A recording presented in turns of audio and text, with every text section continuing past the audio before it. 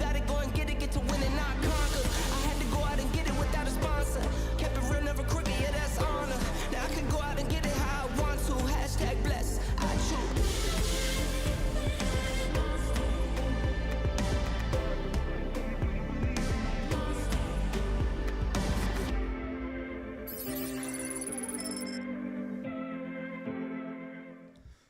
What is up, Rumble? What is up? Yeah, maybe we're not on YouTube or in these other platforms. We're kind of in timeout on a couple of them, but thank you guys for joining us. If you guys are over here on Rumble, please do us a huge solid rundown there. Make sure that grayed out thumbs up button turns green. You guys are going to join us on the Kadena Roundtable today. We got two special guests. We got Andy and we got Amir over here. Gentlemen, welcome to the show. How are you doing? Doing great. Thank you for having me. Thanks, Andy. Well, you're new. Amir's been on here already, so a lot of people have got to know Amir. Let's get to know you a little bit. Tell us a little bit about yourself and what you're doing at Kadena. Right. So I'm head of innovation at Kadena, and my goal there is to help people interact with each other on the blockchain without ever having the need of all this knowledge around the technology that we're building. Right, that they can actually use it without needing to know all about it. They can just use it with just ease and just start using it and not even be aware with the blockchain. That would be the best deal, right? If we could actually let them interact with each other with the blockchain without them actually having the idea that they're working with the blockchain. Okay, can you dive into that a little bit more? When you say they don't know what do you mean by that? Is that like, are we talking about people like myself as like a person that wants to interact with DeFi? Or are we talking about developers? So I'm talking about having integration with current Web 2 applications where people can just be on the Web 2, they're doing their thing, and under the hood, we're actually allowing them to use the blockchain, right? So that they're actually using the blockchain technology to get their transactions going and whatnot, maybe even governing other type of transactions or interactions, while all having the security of the blockchain, but still the ease that they're already used to on the Web 2. Awesome. Would that be like a Google login, like almost like interacting, like where you kind of sign in with Google, maybe with like authenticator type of setup? Would it be that kind of like feel and experience that you're going for? Right. It should be as easy as that, right? People are already used to those type of workflows where they are logging in on something that they're used to and using that type of single sign-on type of workflow to get into all the platforms. That's one part of it, but the blockchain can do way more than just authentication, right? It can govern interactions. And this type of power is super awesome, and people already that are currently listening probably already understand the coolness of it.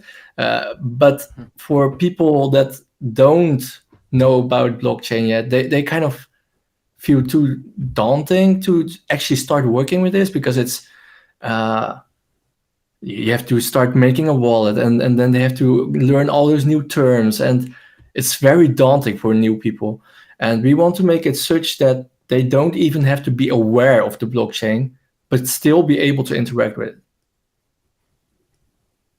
Go ahead, Amir. I'm going to let you kind of just guide this show. I'm going to kind of sit back and produce it and maybe jump in and chime in some questions. You guys were having a great conversation right before we started this, so I'm just going to hand you the wheel, man, and I'm going to sit back and enjoy the show. Yeah, sorry, Ryan. I didn't mean to like cut into that piece of it. If you want to do it, you're always welcome to kick me back. But no, all right, perfect. Up, bro. I like talking, so we're good. We're good here. I was actually going to say, so I'm happy to be back as well, and I'm happy that this is something I think that's so sorely missing, right? And Andy, a lot of people probably don't know this, right? Andy's like a really good dev, and I don't share my code with a lot of people for critiques. Usually, it's more like a technical analysis, and I feel like I'm sending it definitely to somebody who doesn't just understand Pact, but kind of understands the whole flow. And that's challenging in our ecosystem and environment to find a lot of people like that. So it's been like for me, it's been like a really big welcoming thing. And to get him, to come out and share this with us, I mean, that's what a lot of us have been asking for. Like, come back, come out of the veil, man. We want to see you guys. It's so great. It's so refreshing. And I look forward to kind of picking your brain on stuff, and I'm sure we'll have questions, and people like to send me stuff to throw me off, but I'll try to keep them mostly, within what, what's kind of going on currently. But I'm super excited, and I definitely, if the one thing I'd love to talk about, and I've kind of brought it up, and you'll understand this maybe a little bit better because I don't talk about things that we talk about privately. But what Andy was talking about with turning Web 2 into Web 3 and vice versa, right? So that you don't even know what's happening. A lot of that starts with the wallet, right? So that's Spire Key. And I definitely wanted to cover that quite a bit tonight because I can't even tell you how much I get asked. People are excited. People are like, when Spire Key, and I see, the movement, so I know it's moving. But I think, if you want to cover like, what is it? Honestly, what was like the backstory? How did it come to life? And then like, where are you at, or what are you looking to continue adding to it? And, kind of what are your thoughts on where it started, where it's at, and where you see it kind of being at its initial completion? Right. Where it started. I think it started about a year ago. And I was actually working on the layer 2 stuff, trying to get transactions going. And I wanted to have a convenient way for users to sign for without creating an entire wallet that they needed to have to write down words, right? That they then have to re-enter to confirm that they actually wrote it down. I wanted to have this experience in such a way that would be more seamless. And Web of N was then just, it was already quite a long time out already. I think I think over 5 years, already, but it wasn't really picked up yet. And when I started working with it, it was just plain Web of N. I started working with it. It seemed like it did what I wanted it to do, but there were some recovery problems, let's say, right? So if you would lose your device, then people would be like, okay, how am I going to get my, am I then lost with my coins, right? Are all my tokens then locked? How do we go about it? And therefore I started working with a smart contract to wrap around those devices so that your account will be a small abstraction layer on top of it that allows you to have multiple devices connected to the same account. And by having that type of interaction, you can have one account that has all those different devices connected to it, but still have the same, you can kind of compare it to a multi-key set, right? You have this key set that has multiple keys in there, but instead of having multiple keys in there, you have multiple devices in there. And this concept didn't exist back then because back then there was no such thing as Web of N public keys that could be verified on the blockchain. And this is the big difference between what we're doing compared to, for example, what Koala Wallet has, right? Koala Wallet has a biometric option to log in, but it is just to unlock private keys. So they still have the private keys software encrypted, right? It's in their software, it's loaded into memory, and then it's being used to sign for transactions. We are actually working with the core team to actually get a signature verified on chain web level, so on blockchain level, right? So the signatures are actually verified on blockchain, which means that the keys, the private keys, they never actually even leave your, on Apple's case, the secure enclave, and on Android, it is the trusted encrypted environment, right? Those secure chips that are isolated from your OS. This allows us to have the same mechanics of private keys, signing for transactions, but having that completely offloaded to a secure environment that takes custody of your private keys, right? There is nothing in between. Your private keys remain on the chip, and then you can start using them as if they are private keys that you would normally use in a normal wallet. But back then it was still Web of N, and if you would lose your device, you basically lost your keys, right? So that was a big problem. And later that year, they released passkeys, and that allowed some ways. I'm not too familiar of the details exactly, but basically Google and Apple allows you to seamlessly have your key storage that is encrypted on your chip to be synced on the cloud, so that if you for some reason lose your device, then you have still your access to your account, you can still recover those keys. And now they even have third-party applications that can provide for such services as well, such as for YubiKey, that's HashiCorp, I think, and for I think Dashlane and Bitwarden also have support for this now. So there are some third-party applications that also allow it now. And we are not just tied to the big companies, right? That you're just completely reliant on the big companies, that if they decide to pull the rug, then we are completely done, right? And also besides the phone, you also still have YubiKey, for example, as another means to access Web of N.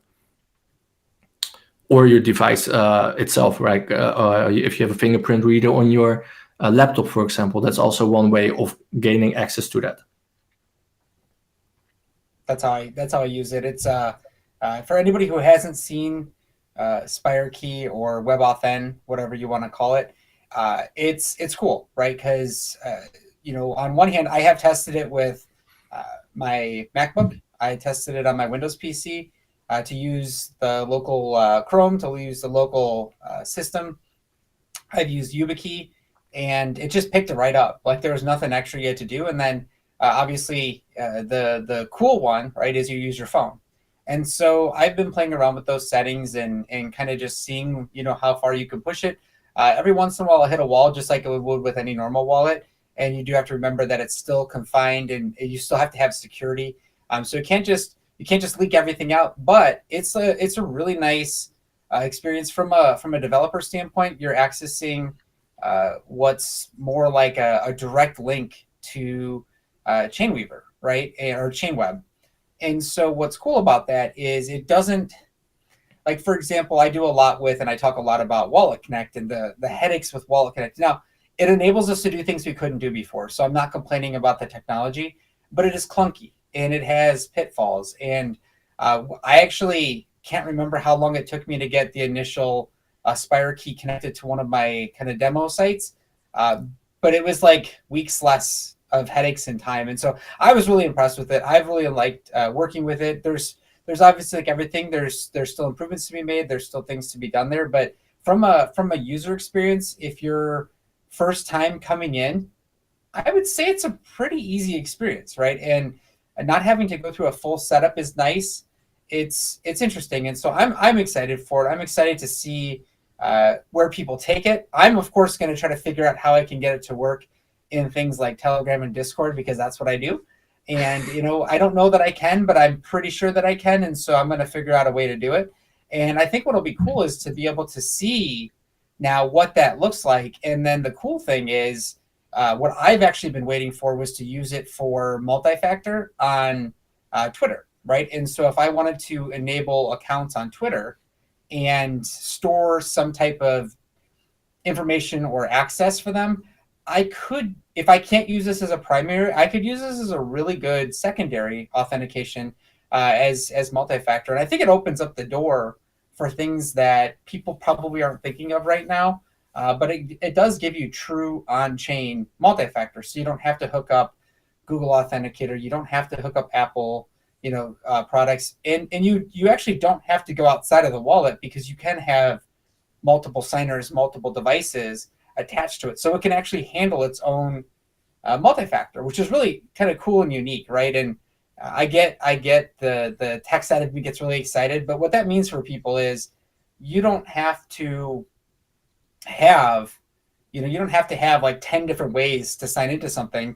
You can have that common experience across many devices, and boy, will it be crazy secure. So I think you kind of find people will find ways to use this that you weren't intending, and I hope that what happens is it gives you more ideas, right? It gives your team more ideas of saying, well, this is kind of cool. Just like I showed you Telegram earlier, we can take the blockchain, and on Telegram, you really don't know that you're using the blockchain, right? You do have to sign in for a moment. But once you're signed in, it's Telegram. You don't know, you don't know that you're calling PAC calls. We try to remove those as much as we can. And so when you think about those things, like that's what gets me excited. Whether it can do it or not, we'll find out one day. But it's really exciting, and that's why I wanted to bring this up, and that's why I'm so excited to have you on here to kind of share what that process looks like, and maybe what, I don't know if you know yet what like done looks like, and I don't want you to even recommend any kind of like time frame, but like how many more features are you looking for, I guess would probably be a good way to look at it before you're like, okay, this is ready for like an actual usable beta on mainnet. So before we actually go to mainnet or anything like that, we want to gain feedback from dev developers like you, right? Because we really want to understand, we have some specifications going, and with those specifications, we believe that we can facilitate for a lot of use cases. However, we won't actually know until we actually get feedback on that. So we really want to understand what we are specifying makes sense for all the use cases, or at least most of the use cases, right? And we already ran some demos. So at the beginning of March, we had a DevWorld, where we had a live demo at the conference where we did a multi-sig NFT that people could sign for and start playing around with the Spire Key and trying to gain feedback from them.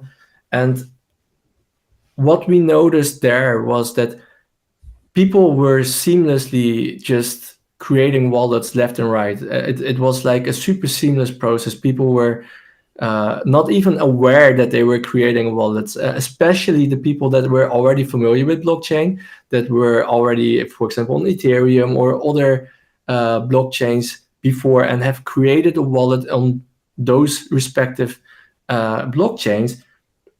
The moment I told them, hey, now at this moment you have created a wallet, you could see in their face that they were astonished by the ease compared to the older traditional wallets, right? So they just clicked, and with a few clicks, they just had their wallet. They had to put their fingerprint or face ID, and everything was settled. And the minting of your account was happening, and now they were in the dApp doing their thing with the NFT, right? And this is kind of what we're trying to aspire with Spire Key. We want to not necessarily build a wallet to build a wallet, because that's not our business, right? We are not trying to build a wallet to compete with other wallet developers. But what we do want to do is to help users connect with each other in a way that is secure and in a way that is easy to use. And to do so, we feel like we should put ourselves out there and show the world how it can be done, right? The blockchain has been around for a long time, and we all know that the technology is great, and people have been focusing a lot on the technology, and everyone knows that the technology is super, super good. But at the same time, it's not really getting any market penetration, because people can't, I mean, an elderly person won't be using current blockchain technology because it's too difficult for them, right? It's too tech savvy.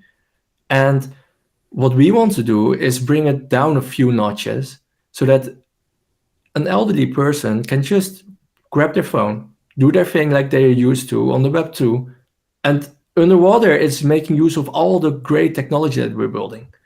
So that's what our goal is. And I think on DevWorld, we already have gotten a taste of how it could work.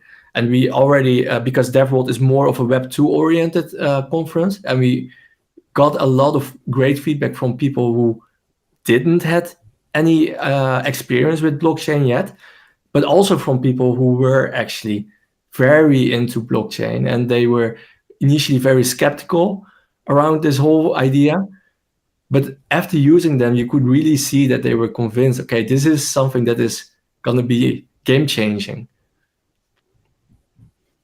That's great. And I don't want to overbeat up the topic, but one of the things that I think is like a must have, right? So we get to have somebody talk about user experience, and I find myself talking about that more than anything else, right? Like I can build the coolest apps, and they might work really, really good for me, but then somebody goes and tries to use it, and they're like, why did you do this to me, right? Like, what's the purpose of it? And I'm like, but it's a really cool app. And they're like, but what does it do? And I'm like, okay, fair. So I really made it for myself, not for you. And so it's an interesting, right? It's almost like a junior mistake sometimes, where you're like, we get so happy about something and we build it. But like, I feel like when we talk about cross-chain, right? I think this is like the perfect, because wallets have to handle cross-chain, right? And I think it's the perfect kind of way to kind of maybe not demystify the challenges with it and the opportunities, but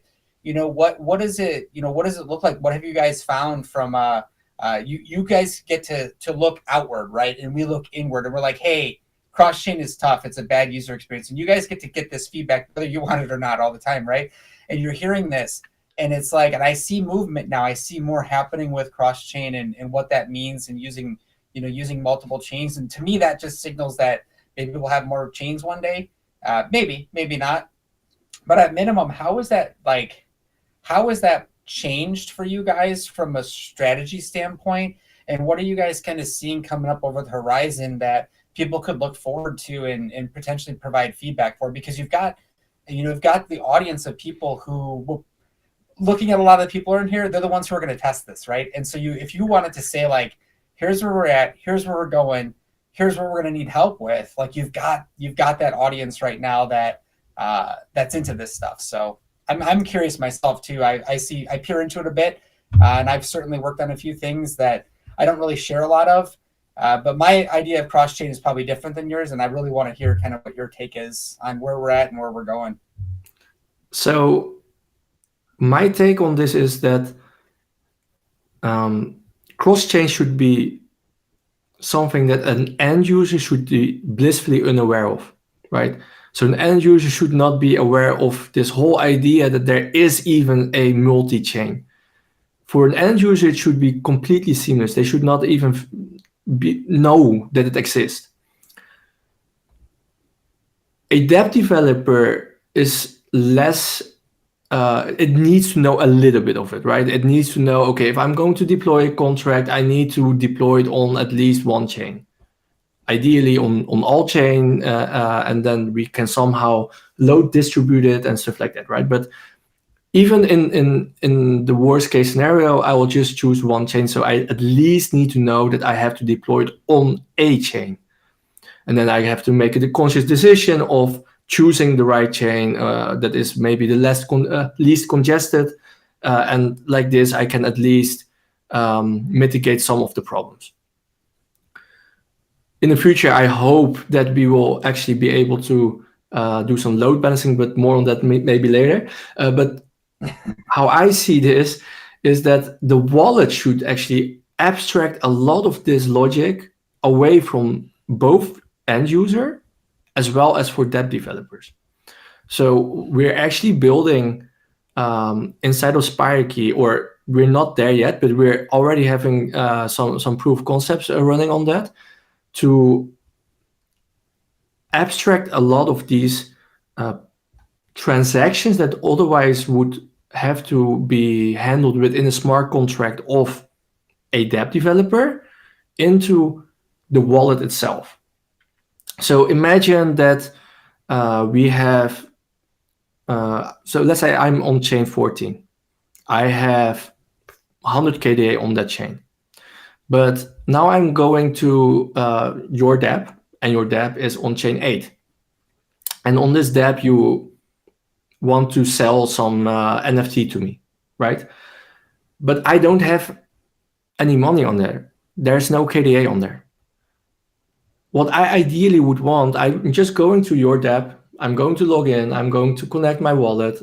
You're going to tell my wallet, I'm operating on chain 8.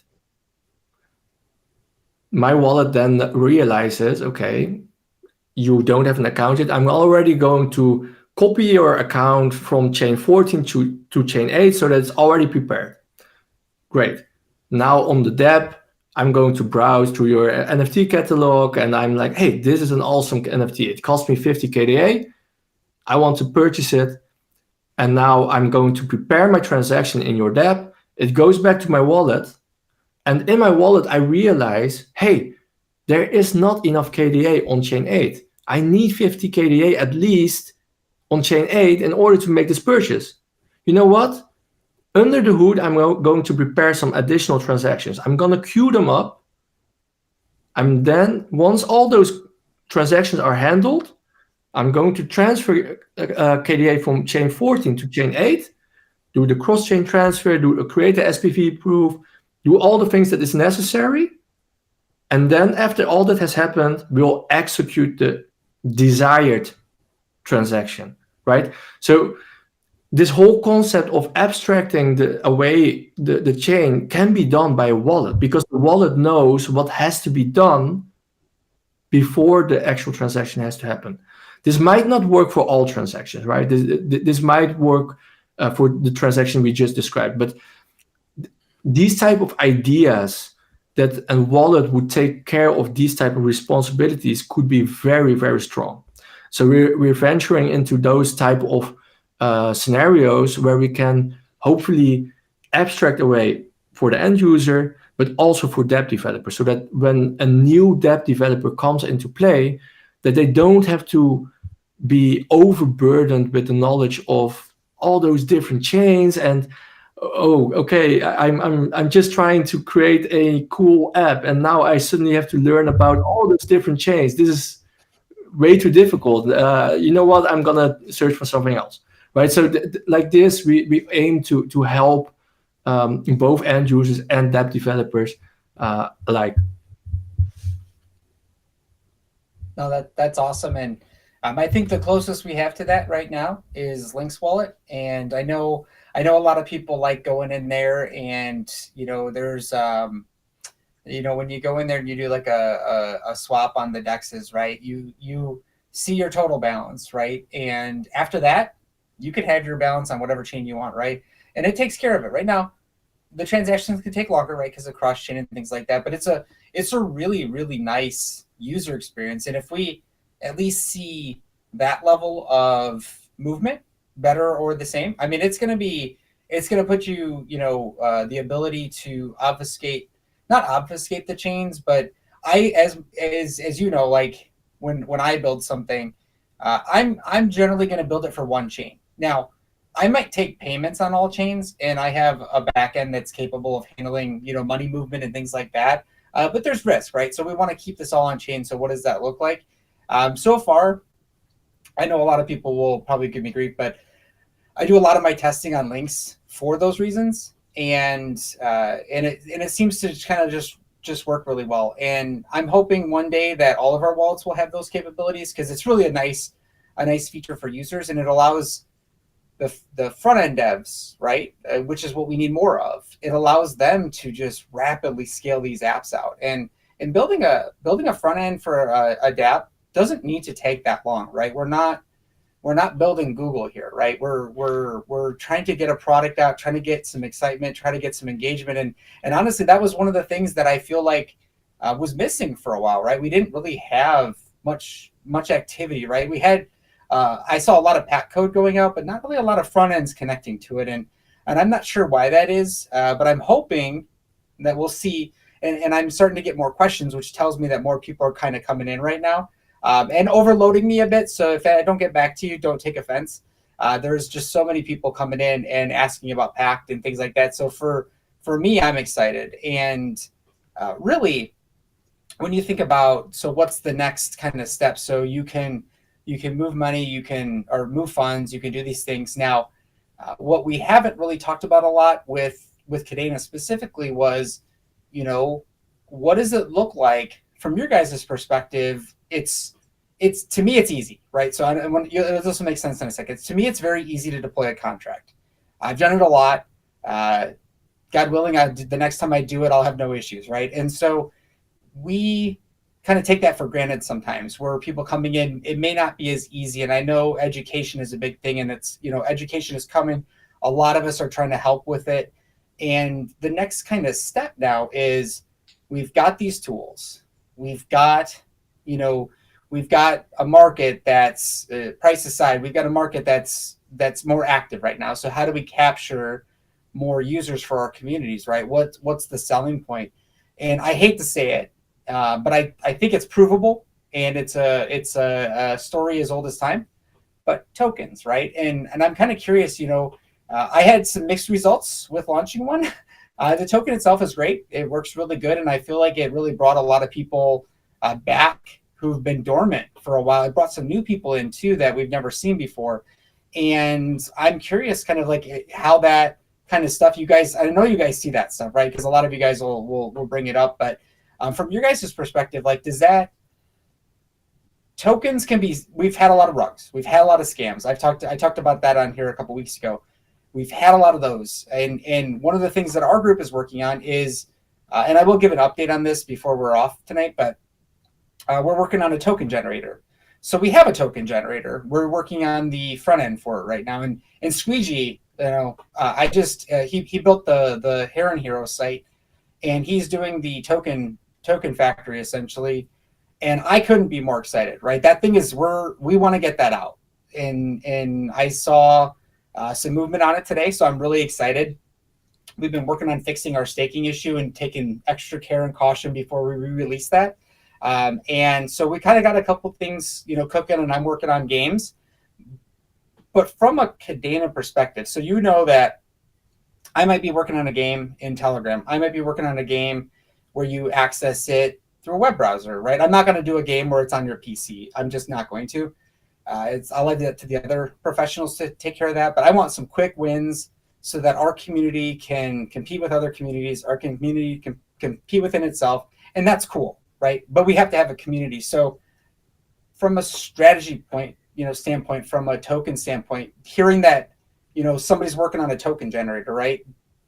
There's risk with that, but like from your guys' perspective, is that a positive? Is that viewed as a positive? Is it viewed as neutral, a negative? Like I'm sure Stuart didn't build a blockchain, right? And Emily didn't help build a blockchain, and John and Will and all those guys. I'm sure they didn't build it to see token generators, but I think it's a tale as old as time in crypto that's kind of what people get excited over.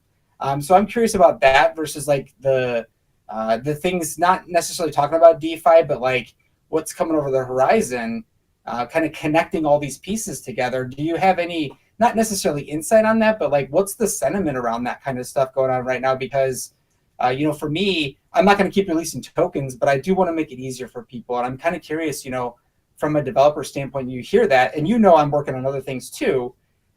I'm just kind of curious to get your takes on that, and if you think it's a viable strategy to help kind of get more people in this ecosystem so that we can show them things like Spire Key and other technology that already exists here. So I don't know too much about tokenomics and that kind of stuff and how that influences. That's really not my expertise. But what I do know is from especially the DX team, right? We're focusing on helping developers get their dApps out, helping them understand how to write smart contracts. And if that means that by having a smart or a generation of tokens out there is going to help people get more eased in to the whole system, by all means, right? But what we see is like something that is very, very crucial to picking up, let's say, is that we feel like that the whole blockchain technology is still too superficial for companies. For example, if you go to a company and you tell them, yeah, do you want to work with blockchain? They're like, oh, awesome technology, we want to do something with it. But at the same time, they're like, okay, but what can we do with it? Why should we choose blockchain, right, over something else? And most of the time, people just use terms like it's transparent, you can audit it, and all those type of things. But they can do that with their MongoDB. They can do that with their PostgreSDB. They can do all those things as well. So that's not the selling point for them. But what is then the selling point for them, right? And most of the time, we should actually be focusing on how the interaction between those parties is being governed by a smart contract. How do we make sure that if we have multiple parties, that they all get treated fairly, right? And this type of interaction is very difficult to achieve on the Web 2 because you can set those same rules, right? You can still have the same agreements, but if there is no token behind it that holds value, that can be used as leverage or collateral, then it becomes very difficult to make those rules stand and have power, right? If there's no weight behind those rules, then people won't be taking them serious. So that's why blockchain can be a very serious contender in that and be very interesting for developers on the current market, on the Web 2 market. But they need to understand that there's something else that they otherwise wouldn't get on the Web 2. If they only see things like cool technology, it is proof of work or proof of stake or whatever, they don't care, right? They all they care about is what's in there for me. It's cool technology. I want to work with it, but what's in there for me? What's new? What's unique about it? What's the unique selling point? And even if you have all the governing stuff with the smart contracting stuff explained to developers and businesses, they will be like, okay, that's awesome. I want to go use it. But then we get to the point where their end users have to use it. And then they're like, okay, you have to make a wallet or you have to write the mnemonic keys. And if your account is lost, your password is lost or something, then we will not have anything for you to recover it, because that is how wallets work, right? There is no central party that can help you recover your account anymore. And all those type of problems means that a business will say, I'm not going to go along with this. This is not feasible for my business. So Spire Key is going to assist with that, right? We're going to make it so easy for them to create wallets. And by using Google account or the Apple's iCloud, you have 90% of people who will be just defaulting to that. And then they will have their accounting covered via those companies. So we don't have to do that anymore. That's already taken care of. And then the companies that want to make use of the blockchain, they don't even have to take care of that part anymore. A lot of those problems are then already taken care of for them. And ideally, and this is something that I personally envision in terms of how we as users in the future might be interacting with each other. If you go to a web shop right now, you are going through some registration process, you enter your email, maybe some other details of a personal detail, and then in Europe you have GDPR to protect users, right, for their privacy and whatnot. How I want them to be interacting is, no, I'm just going to have a wallet. I'm going to give you my public key. You have some details. I will do my payment. I will have proof that I've paid. This transaction has done. And now the smart contract will take care of the rest, right? And now I will be delivering. Let's say I'm ordering a product, and this someone will be delivering that product to me. Why should I be handing over my personal information to this web shop? They don't need my personal information. They don't need my address. They don't need to know where I live.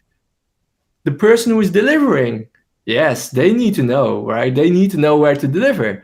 So I want to only provide my information to the right parties. And like this, we will start gaining back our control of information, and we don't even need GDPR anymore in theory. Of course, you still want that, because then you could tell the company that is delivering that they still have to remove your data, that kind of stuff, right? But in theory, you would not feel compelled to, because you probably will in the future still make use of that company to deliver goods. So it makes sense to keep that information there, so that if you go to 10 different websites to order different items, still only one person or one group will be knowing where you live, instead of all those 10 different companies, right? So with Spire Key, we're trying to bring that type of ideas to the Web 2 by having it easy to interact with such type of smart contracts, so that we have like one foot in, right? So that we can start rolling out more of these ideas to the consumers. So if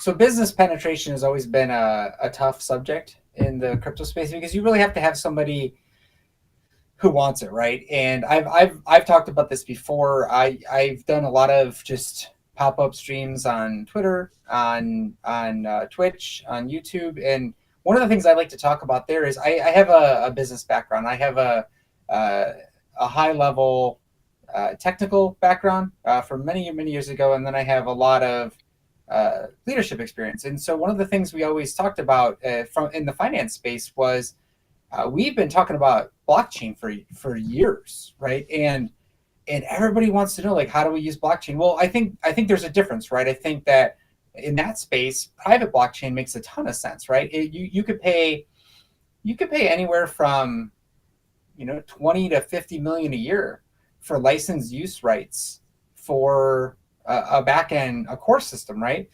And you could pay maybe 8 million, right, to write everything as a smart contract, have enough level of obfuscation so that you can't easily pinpoint if you ever did get access to it, right? You can't easily pinpoint who's who, right? And I know there's technology for everything, and I think that's going to be one of the struggles of how do you mix those two things to win over that business. But really, how do you take the traditional approach, which is here's our cost today? And I know this isn't a question for you, but it's kind of like a cool segue into what I'm going to ask. But how do you take these costs today and show them, if we have an easier user experience that kind of matches what their customers are used to, how do we show them? I mean, honestly, you could look at it as almost like an API layer, right? We're your API layer. Now everything can connect to us. You can connect us to Okta, right? And now it's all in one place. And maybe your Okta account uses YubiKeys, and now you can tie Spire Key right into Okta directly, right? And I don't know if you guys are having those conversations, and obviously don't tip it away if you are. I have no knowledge that you do, but to me, like I go to those places and I'm like, okay, so if you want a financial institution to use this, they want to use blockchain. They don't want to use crypto. They want to use blockchain technology, right?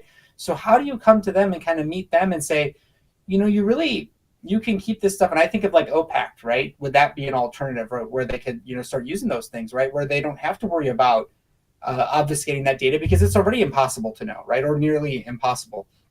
So what would you say for, I think manufacturing always makes a lot of sense to me. I don't think that's the hard argument. I think, you start talking about sensors, IoT devices, we can solve that with blockchain a lot cheaper than I've seen traditional infrastructure costs and services right around that. But like, how do you start blending DeFi with traditional finance and really bringing that money into the equation where, the tech meets the use case it exceeds what's capable today, right? Because if we could just solve the same thing that's going on today, they're not going to go to the blockchain, right? That's just not, why would you add the risk?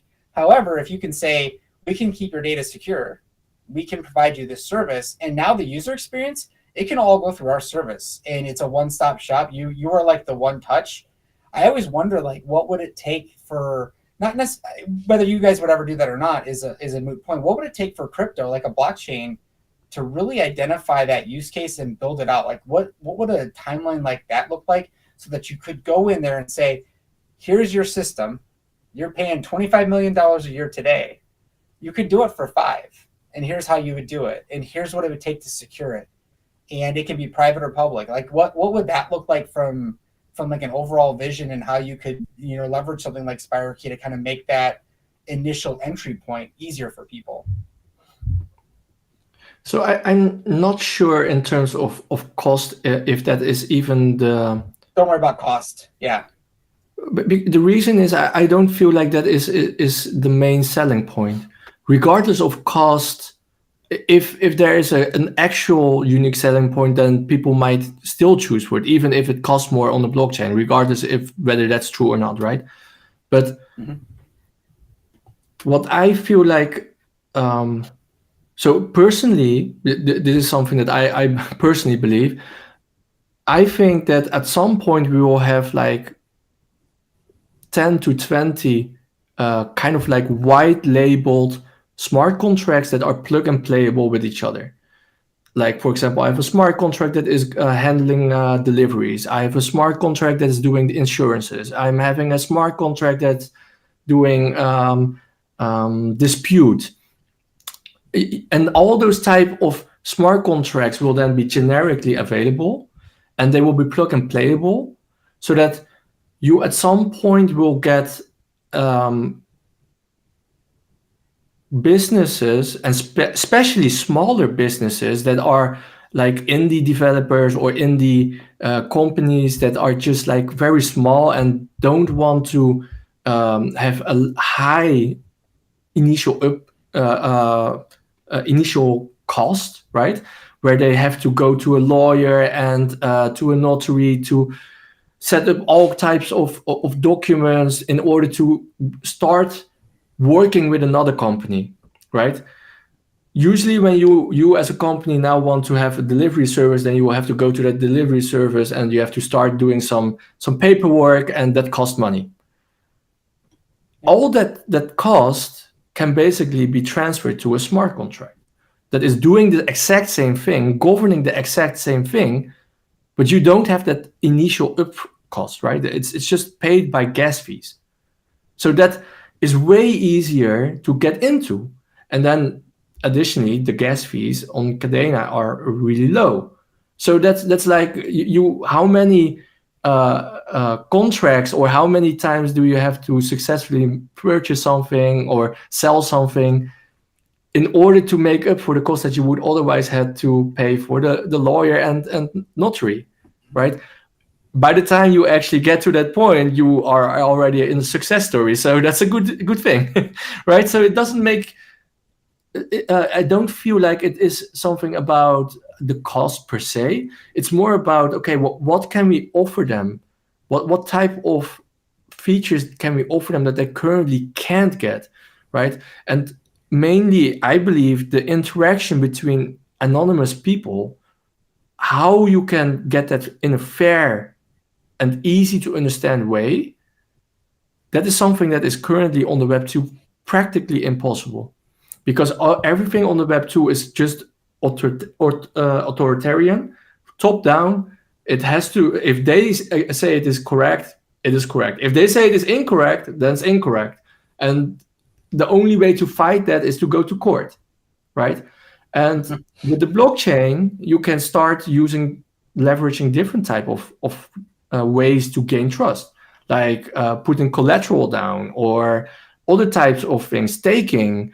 There are different ways to start gaining trust from people you don't know and still start to interact with them by gaining enough trust, right? It's not like you fully trust that person. You're not going to hand them the keys to your home, but you can at least start being like, okay, if I'm seeing that Amir has staked 100 KDA, then I know that there's at least some worth behind his word, right? That he's not going to just run away with my package. Because if he runs away with the package, I will just get the 100 KDA, right? Something like that already gives me a lot more trust as a customer. I don't need another party to govern this whole interaction anymore. Yeah, it sounds like you guys are starting like the blueprint for almost like an ERP system, right? Like an a la carte ERP system where you have a smart contract that maybe a business could come in and run all of them, right? And give customers the option, right? And that's taking a smart contract, right? And turning it into a smart contract generator is actually very easy. The hard part, in my opinion, is coming up with the concept, delivering it securely, and then I always find it's a little bit easier for me to take a single contract and turning it into like not a multi-contract, but if I wanted to have 1,000 customers, and customers are not like business to customer, it's like business to business. I want other businesses to use my platform, right? And then they can deliver to their customer, right? So you're really talking about like some type of enterprise system, right? And it would be cool. It would be really cool. I don't know that gets us like, I'm not going to talk about the P word with you, but like, I don't know that it moves those needles, but I think it gives an opportunity to actually see more, if you got a business, for example, right? And this will probably resonate with a lot of people. If you got a business that does $100 million in revenue a year, and they're like, okay, let's give them a shot. They've got the tools we need. I will disagree with you. It always does come down to cost, whether you want it to or not. It's the reality, at least in the US, that's the reality of how any business I've ever worked with comes down. They love tech, but once it starts costing too much, they're out. But that's the nice thing, right? Because that shouldn't be the case, right? It should be neutral or less from what I've seen. But let's say you wanted to say, okay, I'm going to move my manufacturing wing to you guys. And now I'm like, okay, this is working. Now I want to move my procurement. Well, now you have transactions happening, right? You have gas coming in and it's small, right? It starts small, but now they may want to say, okay, well, if we want to do, cross-border payments, can we do that on here? Can we do USDC over this, right? Or USDT? And once that's a capability, that opens up doors that just don't exist today. And I think, if that strategy is executed right, I think it takes us to a place where some of the more mature blockchains have gotten to where companies are more comfortable trying them out. Doesn't mean it works for them, but they're comfortable with the name. And if you can just land, it's just about landing that first one, right? You have the tech, you have the skill set. Now, can it all come together? And I'm excited to see if it does or not. In what would be helpful, I think, what would be helpful is from your perspective, from a developer perspective at Kadena, what do you need from the community? Like what gets you excited? What gets you motivated, right? What are we not doing? What are we doing that kind of is like, okay, I want to come out and engage with these guys. Like you came on the show tonight, right? You probably had no idea what I was going to talk to you about. I could have been easy. I could have been mean. It could have been fun. I don't know. I wasn't really funny, but I'm curious, like you guys have the DX team, and I'm familiar with most of you, and I really do enjoy those interactions and being able to kind of see what's going on in real time. But what are you guys missing from us that can help you kind of help the people who have like one toe in, and we want to get them to put a foot in so that we can see if we can kind of like onboard more developers? What's really missing from that? Because I have found it to be difficult to retain people, and I don't know from your guys' perspective kind of what that looks like, and if you feel like it's going well, if you feel like it could be better, and what kind of feedback can we start giving you that it actually helps, right? So I think mainly how we see it is that we feel like we are not there yet from our end. So we feel like we want to provide guides, provide better documentation, provide ways, the entry point for learning Pact, for example, to lower that to a level that a Web2 developer can just pick it up and start building, right? We feel like that we are not there yet. We want to improve there a lot, and we are still busy with it. And as you know, I feel very sorry that I couldn't provide you this documentation yet on Spire Key. And right, I really want to have this experience for developers that want to develop on our technology to be really, really good. And we're not there yet. We know that. And this is something that we are really trying to change, and therefore we're hiring a lot of people to accommodate for that. And the docs website, for example, is one of the first steps to accommodate for that. We hired new people to write documentation for that. The documentation that I sent to you, for example, for Spire Key will be on there, right? All these type of things are just like pieces that we see are necessary to help the community ease into the system. And I kind of would feel weird to ask a community to provide us things, because I feel like we are lacking on that end, right? We should be providing them at least the experience to onboard, and in a way that we feel like, okay, this is great. And we are not there yet. We know that. And we want this to be way better for the community, so that the community can actually be like, okay, this is awesome. We can start building. And now when they start building, they will hopefully then provide their feedback. Like, okay, this was really great, but this part, I really didn't understand it. And then we can improve that, right? And that kind of feedback, we can incorporate and improve upon the whole feedback loop of, okay, what do you need as a developer to onboard better?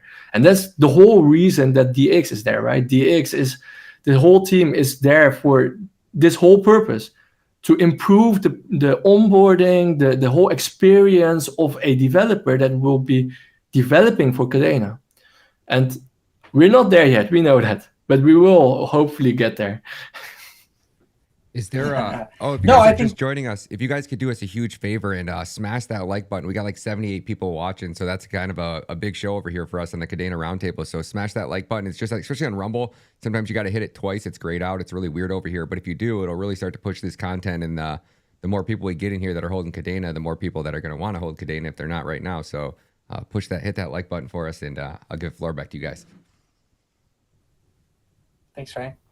No, and I think it's fair. So you said something that's interesting, and I always talk about humility, right? And we're not there yet, right? And that doesn't mean this doesn't mean a negative. It means that we all know that, right? And we talk about that, and I think the community is very well. That's been very well communicated, right? And as far as the docs, I see it. I see the notes, I see the GitHub stuff, and it's kind of cool, right? In understanding what you guys are talking about and kind of keeping up with those conversations. I know a couple of the developers who probably are the same ones who give you feedback, follow those things. And I think if it were me, I'm running my own doc site too, right? And don't get me wrong, it is a lot of work. It's not like you just stop what you're doing and you write it, because there's always stuff going on. And taking the time to do it retroactively is always, and you know this, right? It's always harder to do it after the fact, but it seems like, you're kind of going with the Spire Key, and there's docs coming out, and I'm trying to keep up with that stuff. And I'm like, okay, so I'm starting to get a feel for it. But I think I can't remember if that's public or not. The way you think about capabilities, I don't know if that's something you can like spend like a minute on, because it's a cool concept, right? And it's something that all of the wallets desperately need a common interface for this. And I think it might be worth kind of sharing as much as you can on that, because to me, I haven't given you direct feedback yet. I've made a couple comments on that GitHub, but I'm just kind of like, I'm trying to fill it out to see how I can incorporate it into my own contract. It's a little confusing still, but I get it. But I think it might be a good opportunity to kind of share something that I don't think people know about yet. For sure. I want to jump in there after on the same follow-up question on that too. Sure. Okay. This whole concept started like a few weeks ago, I think, actually, where we were trying to get this demo for DevWorld. And when you're signing for something, the whole idea that what you want to convey as a dApp developer to your end users and the wallet to your end users is what the hell they're signing for, right? What are you signing for? And if you're just seeing capabilities, I mean, I know it is human readable, but it's not human understandable, right? It's just, you can read it, sure. You see coin transfer, sure. But what does it mean, right? And an end user that is just a layman doesn't understand that. So what do we need to do? We need to provide a translation that they could understand, right? So when they see coin transfer with from sender to receiver with 100 KDA, what does that mean? It doesn't mean that I'm going to transfer 100 KDA. No, it means that you're transferring up to 100 KDA, right?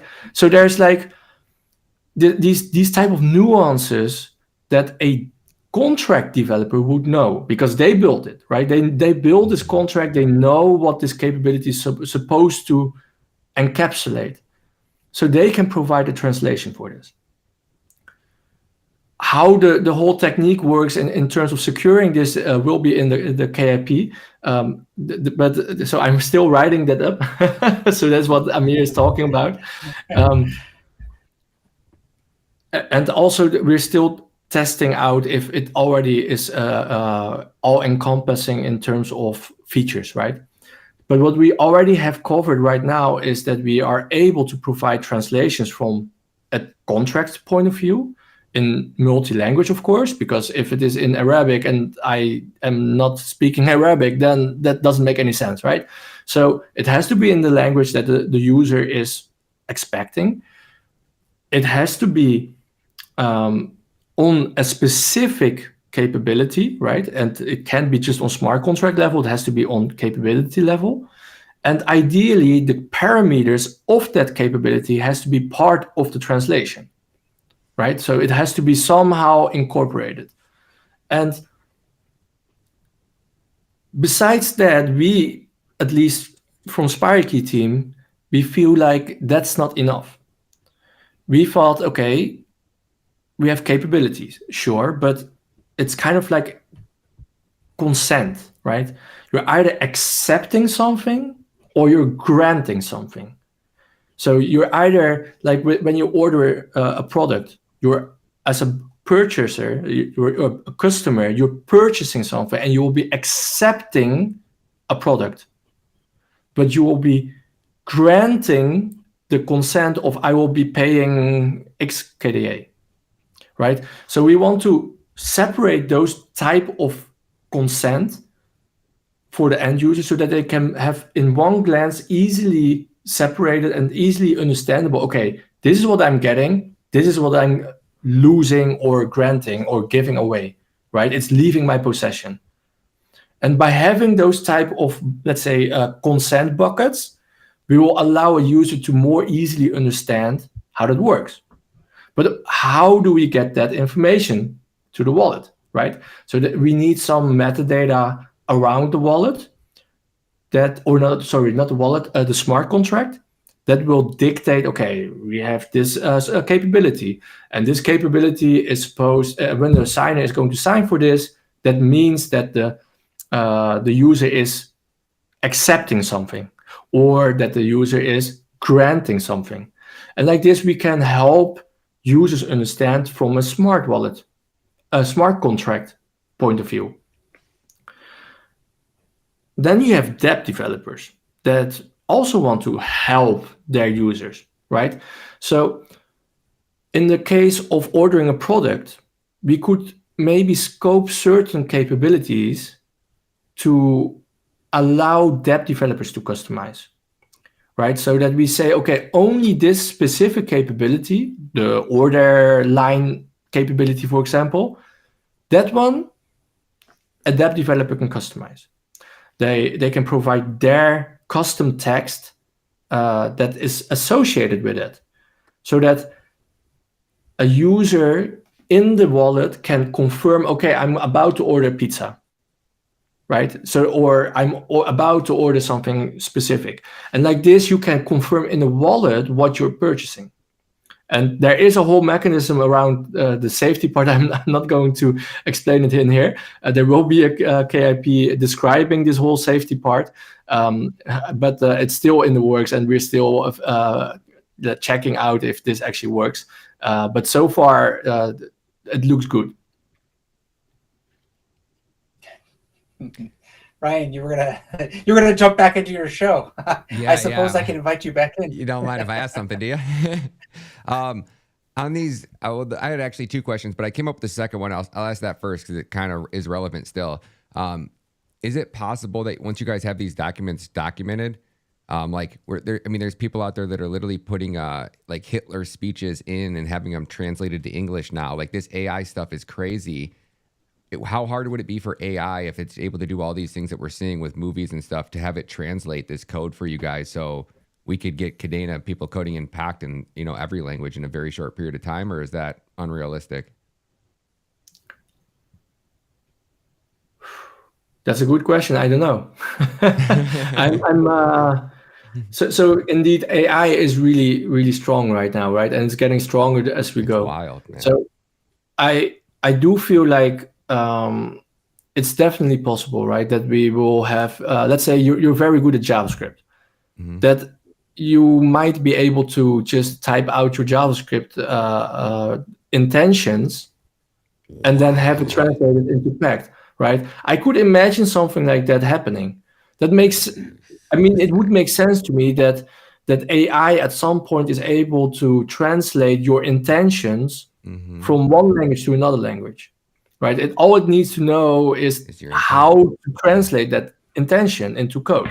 So I wouldn't be surprised about that. That's wild. So, I mean, I have to type my stuff. Like, I actually type it now. Sorry. Can you how hard are these documents? Like, what is the part? Because I know, like, when I started to teach myself, and that was probably like 2 years ago, then a couple months later they brought on Randy, and we were talking like a 6-month time frame on having more like these digital core styles. Is it that you guys are just the code's still changing and you guys are kind of still getting things worked out, so it's not even worth making like the tutorials again for people to start because it just changes so much? Or why? What is like? It seemed like it's been a while, and I'm just curious on, is it like, what is the reason behind that?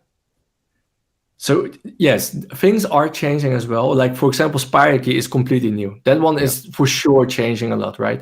As I'm writing documentation for Amir, for example, I realized, wait, this is not efficient. I could change this.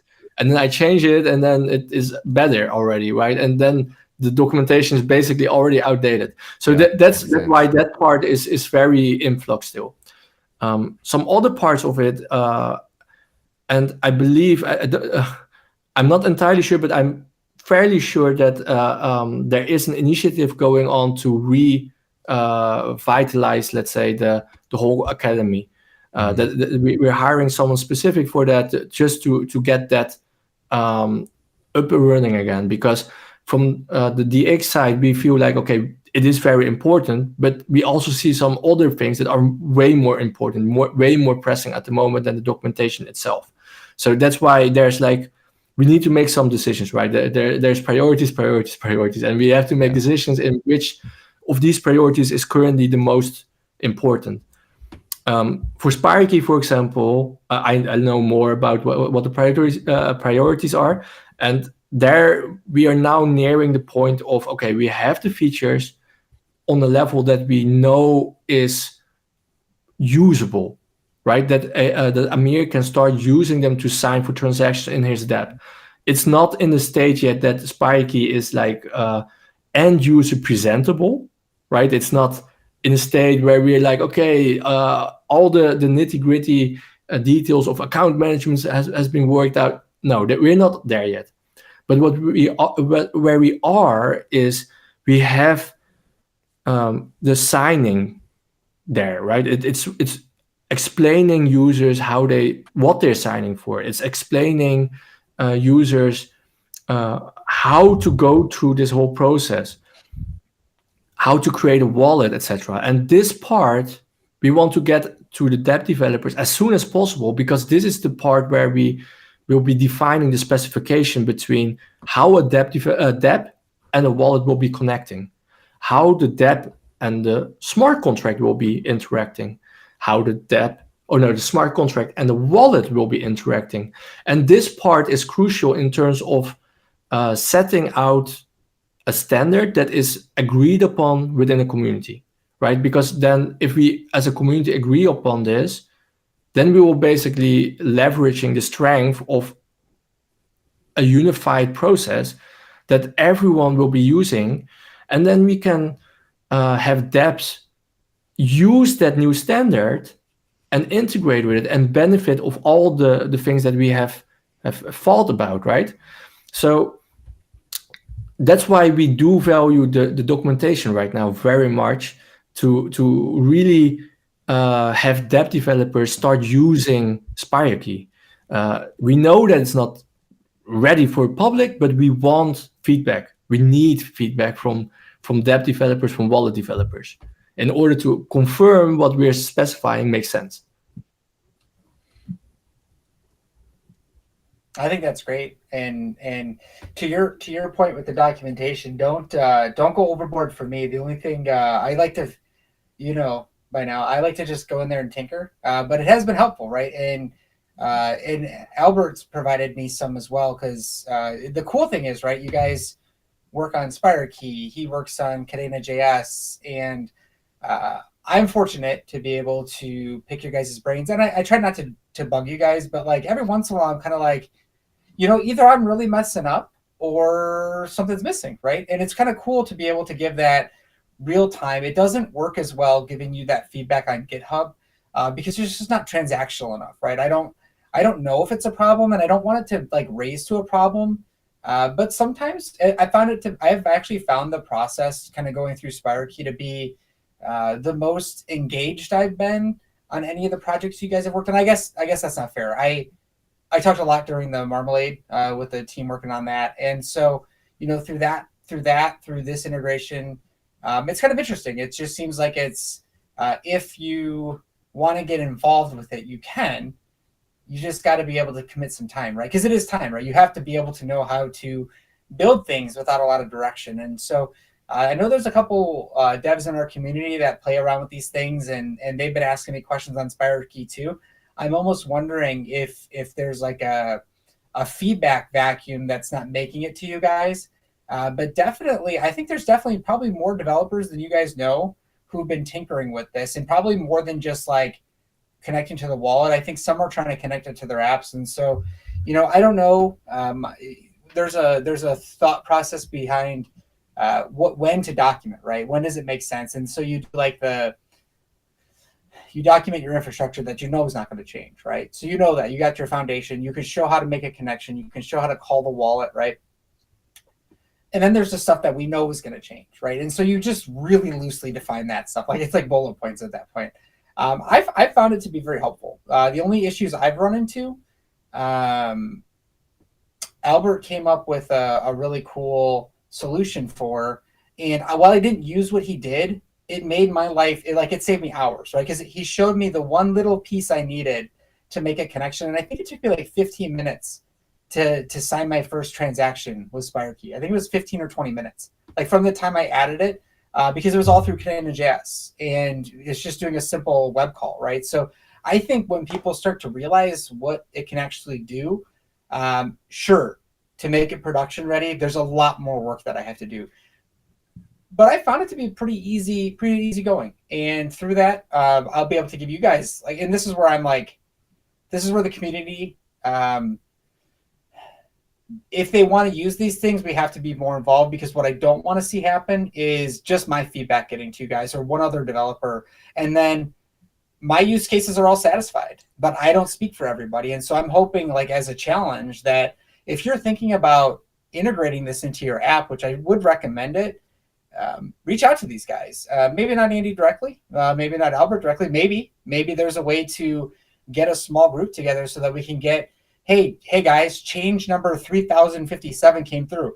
If anybody has a chance, can you go like test this? Can you go throw this through your unit testing and see what breaks and see what's going on? And I think you probably won't get a lot of people right now, but I think you'll get probably more than you'd probably be surprised, because I know there's a couple out there that are interested in this more than just interested.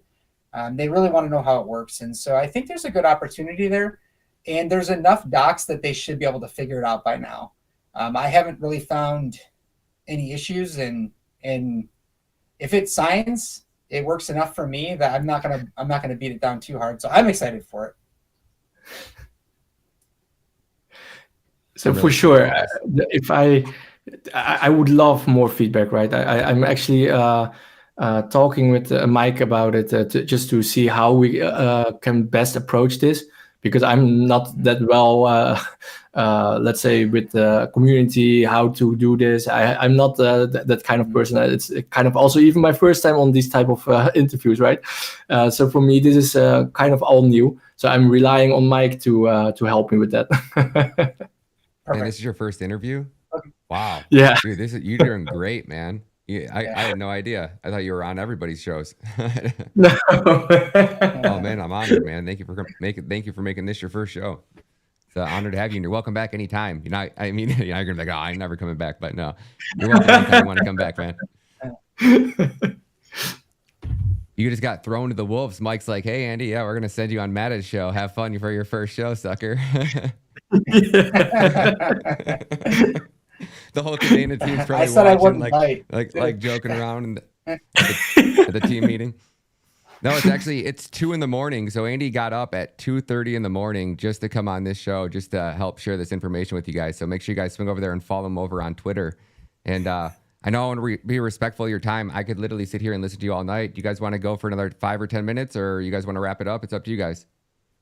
10. I'll go for another hour, but I know Andy, it's 2:30 in the morning or 3:30 in the morning probably now. So I can go for another 5 to 10 minutes. all right, let's do it. Go ahead, Amir. You guys Perfect. are on fire.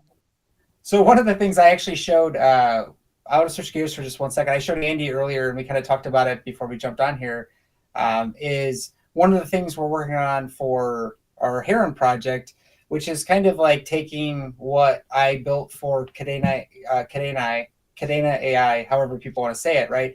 And so you can do image generation, you can do minting, you can do all those things. It's very easy, right? And there's a purpose to building things, right? And so now I don't want to build a game that competes with other other projects in the ecosystem. I want to build a game that is fun and burns Heron, right? That's the whole purpose of the token, right? Let's burn some more. And so there's the first game out there, and I'm getting feedback from people, and there's issues, right? Just like anything. And then that is our little guessing game, but it's the engine that is going to run everything else. And so once that is like perfectly aligned and I'm happy with it, I'll be able to add more games rapidly. And the next one is going to be the Battle Royale, which is going to be a bigger one. And I think we'll have a web front end for that too, so that people can go and view stats. But what I really want to do is I want the users to be able to come in to our community. I want them to be able to have some games, some fun experiences where it's free to play, right? That's cool. And then I want some that are just for Heron holders, right?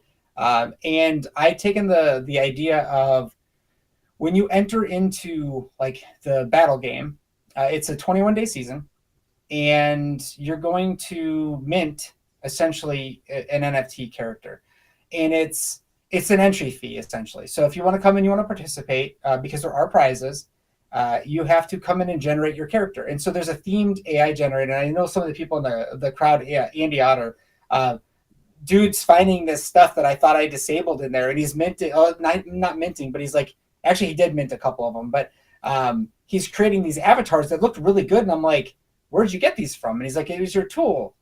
And I'm kind of going, but I thought I turned all that off. And I'm like, oh, I scoped it. So you actually can build like really cool, unique art that's themed, right? And so we're going to have our wizard theme. We're talking with other communities like Kish and whoever else wants to come in, and others have expressed interest. I just don't want to name drop them until they're for sure at least more interested. But like, how can we work with other projects? And I think it's going to be cool to see what we're doing with that technology stack, because we're combining so many things to build these games. And what that allows you guys at Cadena to kind of look at and say, okay, so the communities are on Discord and Telegram, but you guys aren't building anything on Discord or Telegram, right? So let's figure out together how we can bridge that gap. How can I help you guys? And I think my code repos might all be public for like Discord, but like, how can I help you guys enable features in Discord that you're like, you know what, if somebody could go and check their balance, I actually can give you a bot that checks their balance. They can register their account, or they can connect a wallet and then, you know, check it real time. So like those kind of things, I don't know if they're too gimmicky, but as you guys think about stuff, don't be strangers if you guys want to see any of that stuff, because you guys might have a whole different take on it, right? You may be able to do something completely different, and I'm sure the marketing team would love it, right? I'm sure the mods would love it, but more importantly, it's like, if you want to connect to where people are, that's why I put a lot of time into that. And I hope that like makes sense to you, of like, people like websites, but social media is just dominating. Like, people are on Twitter. So I made a little bot on Twitter where you can hashtag at something, and then it'll actually AI generate an image for you. And it can be mintable if I know your K account. So like those kind of things are gimmicky to me. But like the seed gets planted, right? And then you guys are the team that can go and say, hey, you know what? It would be really cool if we had an API that just let people do that, right? Because I don't care if somebody rips off the idea. I think they're perfect ideas. But I think it's kind of cool, like, to see and from your guys' perspective, what does that look like? And is there any opportunity there to like really take a look at those things? Not now, you know, like maybe when things cool off a little bit from what you're working on. But like, is there ever like a thought of maybe we could do something like that for the community and have like our own custom, you know, bots that basically can do the whole blockchain, right? Because if you can code it on the front end, I can code it in the back end, right? It's the same language. So I kept the languages the same so I could import basically everything. I have my own state manager. I kind of took all that out. But like, I think it would be cool to see a little bit more interaction on that front from you guys, and maybe it's just code sharing when you got time, but I'm curious if there was ever any interest in something like that, and if that's something that you guys would be willing to take a look at in the future. Well, probably we would be interested in it, but like always, we have priorities to because there are so many things that we want to do. Yep. But yeah, there hopefully in the future there will be opportunity for that. Yeah. And what are is there anything you want to? Can I jump in there and get one question? Yeah, go for it. What would you say are the priorities for Cadena going in, like, over the next 6 months? Like, what are you guys really hoping to nail out and rock out that we have to look forward to as a community? Is there anything you can give us dates on? Well, definitely Spire Key. At least that's what I'm currently working on mainly. So that one, we really want to get into a state that we feel like, okay, this can go out, and we want to have that as soon as possible out. So, but first, to get it out, we need to confirm that everything that we are trying to get out makes sense, right? So we need the feedback first from the dev developers, as well as from wallet developers, and the whole interaction between the two, if that makes sense. Other than that, there are other projects coming out. I'm not entirely sure if I can say that, so that I'm just going to be careful around that. Yeah, I don't want to get you in trouble your first show. Yeah. But there are like a lot of things that are coming out, and all I can say is for sure, Spire Key is one of the big focuses that I'm currently working on, and that one we're hoping to bring out to the masses fast, because we believe that if we have this out in the open, that not only we will push Cadena further, but we hopefully will just push the internet further, right? We will hopefully will get just the rest of the internet interacting with our blockchain. That would be great. So that's what we're aiming for. Man, that's awesome, Andy. Well, thank you, man. Amir, you want to stick around and talk about Heroes for a second, or are you ready to call it a night too? I mean, it's only 9:53. I'm good. All right, cool. Well, Andy, thank you, man. It's an honor to have you on the show, man, and you're welcome back anytime. So, yeah, dude, and if you want to do something earlier, if you ever want to come on and not at 2:30, me and you can always record a half-hour video. So if you want to ever teach something or come on and share some information about the projects you're working on, let me know. You're welcome on anytime. Thank you. Thank you for having me. Thanks, buddy. Have a good night. Thank you, Andy. Always Bye. a pleasure. Later, guys. Or later, Andy. All right, Amir, let's jump over and you want to jump into Heroes? Yeah, let's just dash into it. Let's do it up, man. / dash, I don't know. Let's do it. I'm ready, man. You want to share your screen or how you want to go about it? Why don't you tell everybody about it? So we got like 60 people still in here right now. Tell everybody about your game a little bit. I want to hear about it more. So the first game, I'm going to pull up, give me a second to pull up Telegram and everything. But really the purpose of it is to just have something, right? And show people, right? Here's an integration. Here's what we're working on. It's not bullshit, right? We actually have these tools. I've had them for a while. A lot of people know that I've had these for a while. But turning a concept into a game on Telegram that also really tightly integrates with a blockchain is not easy. And it comes with some pitfalls, but for the most part, people have been great with troubleshooting. And anybody, if you know me, if you lose, I think it's 100 Heron, to reset these games, which is nothing, right? I try to keep it at a very minimal amount. If you lost any while testing, you're going to get at least double that back. So if anybody's worried, and nobody has been, but that's just one of those things. I just feel important. That's important if I'm asking people to test it. I know I do all this for free and just my time, but I want people to get something out of this. And if you're going to go through these things, I think it's great. But this, I'm going to show it. But this game is something I built actually for the Lynx wallet, and it actually lives. There's a demo of it inside the Lynx wallet, and really, it's really just meant to be like a fun little knickknack, and nothing too serious. But what you can do with it is you can kind of have, I don't know how you'd classify it, but you can kind of have like a fun little experience within your community, and it doesn't have to be just our bots. And if you could let me know when it's actually sharing, I'll talk about. I'll show it. But what you would do is so Heron Hero is one of the bots. I have a bunch of them, and I don't want to show all of them because a lot of them are just test bots, right? And I want people interacting with those.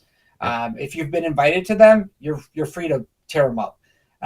But this one is in our channel, and I think what most people do is they want to price this thing, so it gives you like a price chart. And what's cool is, so all these menus are meant to be simple and interactive. And if they're not simple, I know I've gotten feedback, so people can kind of tell me I'm crazy. But you will be able to interact with some options. Okay, so you will be able to act. I built the DAO piece in here so that people on the King's Mint, which was for Kadena Bet, KDA Bet, could come in here and manage votes and on their DAO. And so what the easiest thing to do is to just do /wallet. And if it's a command that needs the wallet, it should always prompt you for it. I'm going to use links, but let me just connect real quick. So I don't need to show up, but I just connected with my wallet. I'm on. But if I want to do /get balance, it's going to pull my Heron balance and I have 81,000. I must have been buying some today because I had 200 earlier, and my KDA balance. So this is one of my dev wallets, and I like to test everything, and so I test the link swap, and you can do a lot with these things, right? And that's simple, right? But I'm pulling your wallet. Yeah. How much does it cost somebody to do this? To do what? To call stuff on here and utilize this tool? Nothing. Or is this free? Oh, you're built this for everybody for free? Yeah. No shit. So where it gets costly, so where it gets costly, so we got, /games. So we have our 2 games, and this one's not ready yet, but this is what people were checking out. So the idea is you can register for a season in here, and seasons are 21 days. They're basically going to be once a month. You'll be able to check leaderboards and things like that. Upgrades will probably be like season 3. But what you start with is your create avatar. And so you give your character a name. You go through and you say, give me a freaking turtle ninja. And you'll have a turtle ninja Heron. right? It'll be kind of cool. So I have it disabled right now because what was happening was some a-hole was spamming it with like porn talk, and I was like, I had enough of it because I didn't have time to like put more filters on this, and I just needed to get some other things done. But that's what this is going to be. So you can play your whole game without ever leaving Telegram. We'll also be able to have this on the Heron Heroes site when Squeegee's got time. But I really, it was not Andy. I really want to be able to make this robust, and I want this the centerpiece for people to come in and just log on, connect easily, right? That was an easy way to connect with your wallet if you have Wallet Connect, and just start interacting. I mean, you're already on, so we're connected. Yep. So I'm still in the menu for that. But let's just say this shouldn't work, right? Okay, cool. Well, it's not behaving. I have no idea what it's going to pop. It's probably going to be porn. Or it's going to fail because it should fail. So let's ignore that one for a second. So this is the other game. Hopefully it doesn't give me a bug from that, but this is why we test, right? So this is meant to, oh, look, it made an image. The fact that it's blank makes sense. So do you approve? No, I don't. Oh my God, whatever. This is the one pitfall is I made it annoyingly efficient to help you recreate your image. So when we play, it renders a menu. So it's a 1 through 10 game. It's very simple. Yep. We play guess limit reached. Okay, so we got to reset our guesses. So if you want to reset and keep playing, you have to reset for 100. And let's just do it. Just kick myself out of my wallet. Hold on. I do that shit all the time. Yeah, and now my wallet's all frozen. So this is what happens. I always make this joke, but this is exactly what happens every time I get on a stream is my phone goes like haywire. So I think my transaction should pop back up, or I killed it. Yeah, sometimes you might have to close out the Telegram app and then come back into it. Sometimes that shit fucks up. Guesses have been reset. So I just sent the command, and there was 2 that went through. So the second one went through. This is the one little goofy thing about Telegram. I think I can make these messages delete, so I'm going to work on cleaning that up. But now I can check how many guesses. I've made none because I just reset it. I can check my stats. I don't care if people see this wallet. And then I can check the leaderboards. So I should be on here twice because I have 2 wallets connected. People can stay anonymous if they want, but I think it's going to be cool. So we'll be able to do this over a month probably, or a week or every 2 weeks. And I hate to say this, but what I'm going to do is we are working on a logo for hats. I like giving away hats. So I'm going to give, if you participate in this, and there may be Heron given away, I'm not going to commit to that. For sure, the swag stuff. If you come in here and play, you're going to get Heron swag, right? And I cover all that, right? So it's just a cool way for me to not give back, but like spread the word. And I'm not good at that. I'm not good at that piece of it. I'm good at building things. I just can't do both. And so I'm trying to think of creative ways to help our team kind of get our word out there. And so let's do some swag. And so I think this will be popular. The other thing, and so that's what it's going to do. It's just going to be a fun little thing. Let's get people in here to play this game. You have to have, there's a check it does, you have to have 10,000 Heron in your wallet. So if you want to play some of our games and you want to earn gear, you have to come in, and I don't care if you buy it and sell it the same day. I don't give a shit. Come swap, make that volume go up. You know, it doesn't bother me one bit. I don't hold any grudges if people sell. I just want this to be fun for our community, not for 1,000 other communities, right? If they want to come and play, come buy a little bit of Heron. It's like $6 worth. Like who cares, you know? And so that's what this is going to be. And so when you win enough games, you'll be able to, or when you win your first game, you'll be able to actually select and mint. And what it does is there's like a 1, 2, 3 coin.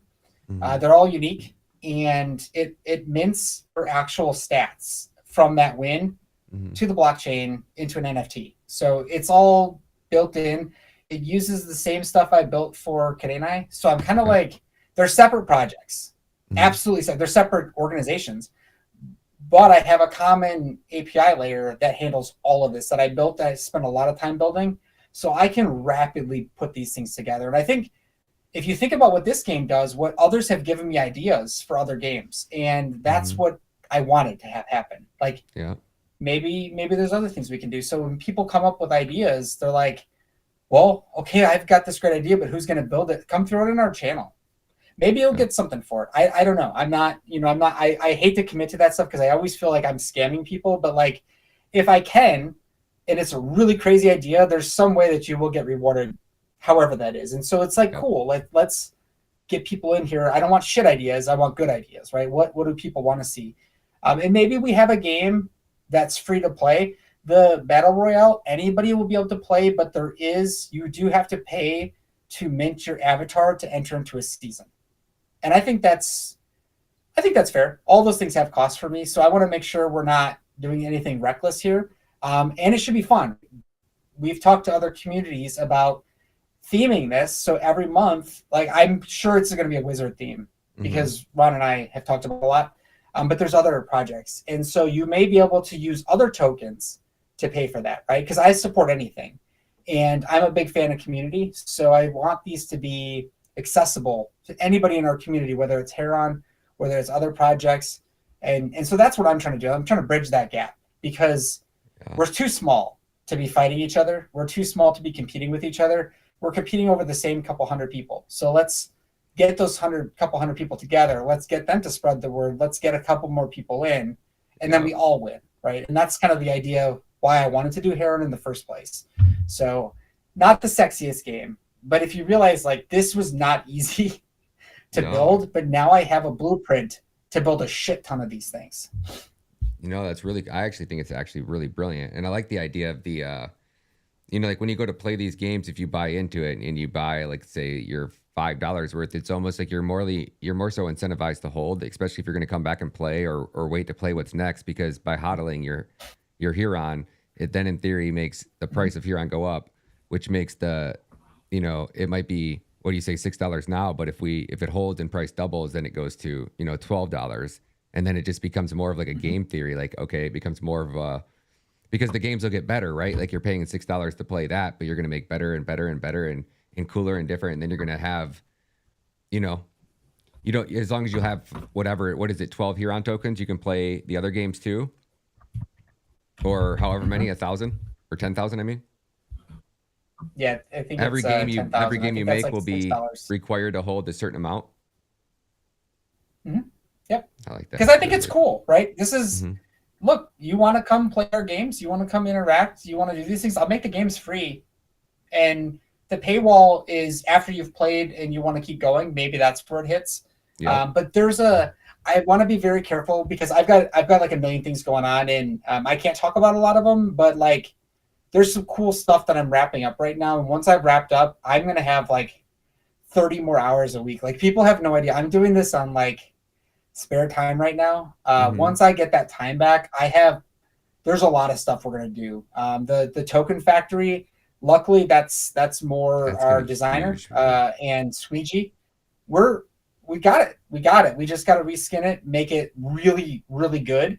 And I think as a kind of like a tribute to our ecosystem, I want to be able to take payment on those things in a couple different currencies. And I always think about like Wizards, maybe KDX, potentially Kish, definitely Heron, definitely KDA. Like, if we can get some volume through those, I think it's great. But I do always say, if you want to pay in KDA, don't feel any pressure, because I just get the volume going, right? Whatever it takes to get volume, I'm good with that, right? And smart these man. things can speed up. Yeah. So I want more people to have access to this, and this is the first game that I'm aware of that's on Telegram that integrates Pact, right? Because you're utilizing. I built this in. That's so badass. Yeah. So, and it feels real really time. Badass, like dude. you don't even know. That's actually really. I didn't even know that. That's really fucking cool. Yep, so, like, that should be a milestone. That should be featured on the Cadena website. Like, look what this guy built. I mean, that's really fucking cool, man. Yeah, you just exposed their coding language to an entire like a whole industry. That's insane. I can't believe that's not being like insanely promoted everywhere. That's fucking nuts. That's really impressive, dude. yeah, it's Because you won't be the only one to do it now. I'm really happy with it. You know, it's like That's right. they say, like, you know, the guy, you know, it was impossible to run a 4-minute mile, right? Like nobody had ever done it, so it was technically impossible. And that was like that way for 100 something years. And then all of a sudden, one guy ran it under 4 minutes, and then like within the next year or 2 years, it was like 12 more people did it, right? And it was all it took was that one person to do it. And you're gonna open up a floodgates to these type of games. I can already see. Now, is this something that's open source too? Are people going to be able to like replicate what you did super easily and kind of run with this, or is this something they have to teach themselves how to do from scratch? So I have two thoughts on that, right? And I just realized I changed something, so my syntax isn't as pretty as it was before, but I changed it earlier while I was doing some training videos, which is going to be really cool when I can start sharing those. And you want me to go back to your screen? I think is cool. You want me to go back to your screen? Oh, is my screen off? Yeah, sorry. Yeah. So I know you're going to recognize this, and a lot of people who follow me will recognize this. Amir, I love talking to the third person, loves conditional statements, right? So if we have a prize pool, right? Let's pull all the participants. Let's say how many there are. Correct. So this is how many winners we have. Mm-hmm. If there was less than 10 participants, I see that. We're going to reward 3 of them, right? So we're going to reward 30%. If we have less than 50 participants, 0.2. It's going to reward 0.2. And if we have less than 100, it's going to be 0.15. So, and otherwise, if it's over 100, this is the bailout, it's going to be 10%. So it scales, right? And so you can just see it, right? This will pay out winners right here. And so I can take a very simple function like this, and I like writing them this way. It's just how I like writing them, and it's very robust, and it can do a lot of things. Yeah, right. So it's got to be on your screen. It's got to be easy, and so you can just kind of see. Yeah, all these are these should all be on my public GitHub, but like you can see, most people can recognize my coding style who audit my code or look at it. I like to do things in a certain order, in a certain way, and I like it to be easy for people to read. I have been critiqued before that some of my code was just too complex for people to understand, so I didn't make it any less. I just made it easier to understand. And so, yeah, you can start seeing, like, if you want to create a new match, this is how you create it. So my backend, my bot, creates this matchup between player 1 and player 2. And this is the season 1. And so it just goes through everything it needs to. And now, this is how we say who won that match. So the bot comes back and says, well, Amir lost again, because that's what always happens. And so that's the flow. And it's as simple as that, right? So people can make it very complex. You can have hundreds of lines of code for these things and lots of lookups and stuff. I like to do the less is more approach. And one of these days, we probably should spend like some time to like go through one of these contracts and refresh. It'd be fun to kind of go through this and show you what's changed since you were messing around with it. And but this is the stuff I enjoy. And so I can take this. Yeah, I can take this. And what I'll do is I'll actually build this into Node.js. So it's like my API, essentially. And then I'll connect my front end, my website, or, well, Squeegee will do that. I'm not going to do it. I make the ugly ones that people like seeing because I rapidly put those up, but he makes the ones that actually people like using. And then I can also match this up. This one's built for the Telegram bot. So everything that you see in this contract will work in that Telegram bot, and eventually it'll work on Heron Heroes. So it's cool to me. I like to see these things come to life, and I can do them. I think this contract took me like 2.5 days to kind of get it to where it works, and I can test it. My backend works, and I can test it. I have worker bots that run these battles, and it creates like a when it's a scheduled day for battles, it checks if you have lives left. And if you do, it adds you to the bracket. It's all automated. I don't do shit. It's all automated. I don't want to touch it. I want it to just work.